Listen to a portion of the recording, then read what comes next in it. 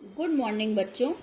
पिछले वीडियो में मैंने आपको संगठन के बारे में बताया था कि दो तरीके के संगठन होते हैं। पहले तो संगठन का मतलब बताया कि संगठन का मतलब दो या दो से अधिक व्यक्ति किसी निश्चित उद्देश्य की प्राप्ति के लिए अगर सुनियोजित तरीके से कार्य करें तो उसे संगठन बोलते हैं। अब संगठन दो तरीके के होते हैं, पहला औपचारिक संगठन और दूसरा अनौपचारिक संगठन। औपचारिक संगठन में मैंने आपको बताया, औपचारिक संगठन का मतलब होता है कि जो संगठन हमें संगठन चार्ट में नज़र आता है या जो संगठन लिखा गया है या जिसकी नियमावली बनी है, जिसके रूल्स एंड रेगुलेशंस तय हैं, जिसकी पद सोपानिक व्यवस्था बना दी गई है, उसे हम फॉर्मल ऑर्गेनाइजेशन या औपचारिक संगठन बोलते हैं। अब औपचारिक संगठनों के बेसिक फीचर्स या विशेषताएं जिन्हें हम कहें, आज मैं आपको वो बताऊंगी। सबसे पहली विशेषता है एक फॉर्मल ऑर्गेनाइजेशन की, एक औपचारिक संगठन की, कि एक औपचारिक संगठन को जानते बूझते प्लान्ड तरीके से, नियोजित तरीके से, जानबूझकर बनाया गया है। यानी कि वो कॉन्शियसली प्लान्ड सिस्टम है। एक औपचारिक संगठन अपने आप नहीं बन जाता, उसे बनाया जाता है, उसे बनाया गया है। दूसरी चीज़, उसकी स्थापना, किसी भी औपचारिक संगठन की स्थापना या उसकी उत्पत्ति एक निर्धारित उद्देश्यों की प्राप्ति के लिए की जाती है। हर एक संगठन का कोई ना कोई निर्धारित उद्देश्य है। जैसे स्कूलों का उद्देश्य है एजुकेशन देना, कॉलेजेस का उद्देश्य है करिकुलर एक्स्ट्रा करिकुलर एक्टिविटीज़ दोनों के बारे में करना, खेल कूद के संगठन का उद्देश्य है खेल कूद के बारे में बच्चों को निपुणता देना। तीसरी चीज़, किसी भी औपचारिक संगठन का एक फिक्स्ड या एक तय या एक निश्चित संगठन चार्ट होगा। संगठन चार्ट का क्या मतलब? संगठन चार्ट का मतलब सबसे ऊपर कौन सा अधिकारी होगा, उसके निम्न कौन से अधिकारी होंगे, यहाँ तक कि ऊपर से लेके नीचे तक के कौन कौन से अधिकारी किस किस स्तर पर क्या क्या कार्य करेंगे, कौन सा अधिकारी किससे आदेश प्राप्त करेगा और किसकी तरफ उसका उत्तरदायित्व होगा, यह सब चीज़ें संगठन चार्ट तय करता है और यह सब चीज़ें संगठन चार्ट में फिक्स की जाती हैं। चौथी चीज़ है अथॉरिटी और रिस्पॉन्सिबिलिटी, जिसको हम बोलते हैं सत्ता एवं उत्तरदायित्व।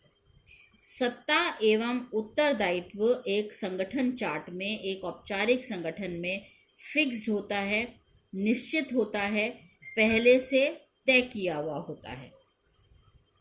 पांचवी चीज है सत्ता का प्रत्यायोजन। सत्ता का प्रत्यायोजन का मतलब कि एक व्यक्ति के पास अगर सत्ता है तो वह उसके पास आदेश देने का अधिकार अपने से निम्नतम कितने अधिकारियों के लिए है और उनका उत्तरदायित्व उस अधिकारी के प्रति है।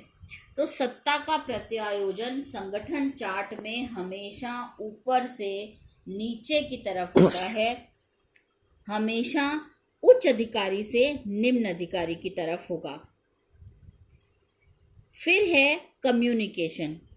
कम्युनिकेशन इसमें वन वे ज़्यादा होता है और टू वे कम होता है। यानी कि हमेशा आदेश जो हैं उच्च अधिकारी द्वारा निम्न अधिकारियों को दिए जाते हैं और जो निम्न अधिकारी हैं उनका उस आदेश के बारे में स्पष्टीकरण या उसको और पूछने का उनका अधिकार होता है, लेकिन वह अपने से उच्च अधिकारी को निम्न अधिकार या सत्ता या आदेश नहीं दे सकते हैं।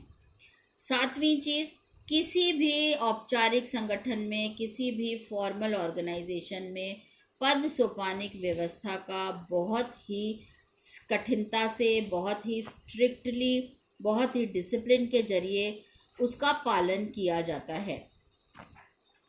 फिर उसके अंदर औपचारिक संगठन में आता है आदेश की एकता या unity of command. Unity of command का मतलब है एक व्यक्ति अपने से निम्न अधिकारी को आदेश देगा, निम्न अधिकारी अपने से उच्च अधिकारी से आदेश प्राप्त करेगा और उस अधिकार का उसका पालन करेगा। जितने भी रूल्स और रेगुलेशंस हैं, जितने भी रूल्स बनाए गए हैं, जितने भी कार्य क्षेत्र के अंदर नियम बनाए गए हैं, उस नियमावली का, उस डिसिप्लिनरी चीज़ों का बहुत स्ट्रिक्टली, बहुत ही गहनता से इसको फॉलो किया जाता है। लिखित चीज़ों पर ज़्यादा विश्वास किया जाता है। इसके सबसे ज़्यादा बड़े या सबसे मुख्य एडवांटेज जिसे हम कहते हैं, इसमें सबसे अच्छी अच्छाई या संगठन के लिए जो अच्छी बातें हैं वह क्या है? क्योंकि सब कुछ लिखित है, सब कुछ स्पष्ट है कि कौन किससे आदेश प्राप्त करेगा, किसका किसकी तरफ उत्तरदायित्व होगा, काम करना बहुत आसान होता है क्योंकि लाइन ऑफ अथॉरिटी जो है वह तय की हुई होती है। दूसरी चीज़, कार्य में दोहरापन नहीं होता क्योंकि स्पष्ट श्रम विभाजन होता है। कौन सा व्यक्ति कौन सा कार्य करेगा, उस कार्य को वह किसको दिखाएगा, वह व्यक्ति, उसके अंदर कहीं कोई कन्फ्यूजन, कहीं कोई दोहरापन, कहीं कोई प्रॉब्लम नहीं आती है। तीसरी चीज़, क्योंकि सब जगह सब कुछ लिखित में दिया गया है कि कौन सा व्यक्ति किस व्यक्ति से आदेश प्राप्त करेगा, उसका उत्तरदायित्व किसकी तरफ होगा, तो श्रम विभाजन जो है पक्षपात होने का या किसी से ज़्यादा काम कराने का, किसी से कम कराने का, इस तरह का आरोप किसी पर नहीं लग सकता है। व्यक्तियों के बीच में एक औपचारिक संगठन में औपचारिक ही संबंध होते हैं, अनौपचारिक संबंध नहीं होते हैं। प्रशासनिक कार्य जो है वह फटाफट शीघ्रता से हो जाते हैं।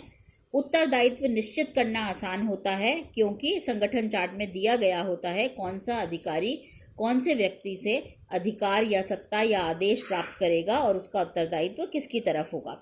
डिवीजन ऑफ वर्क मतलब कार्य का विभाजन करना भी बहुत आसान होता है क्योंकि उसमें दिया गया होता है कि कौन सा कार्य कौन सा व्यक्ति करेगा, कौन सा तकनीकी कार्य तकनीशियन करेगा, कौन सा वो कार्य कौन करेगा।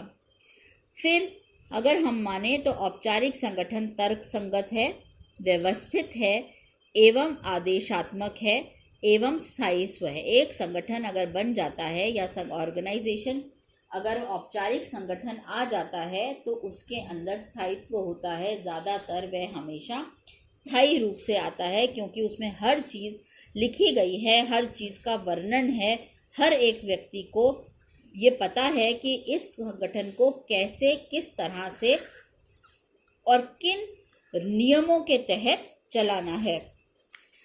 अगले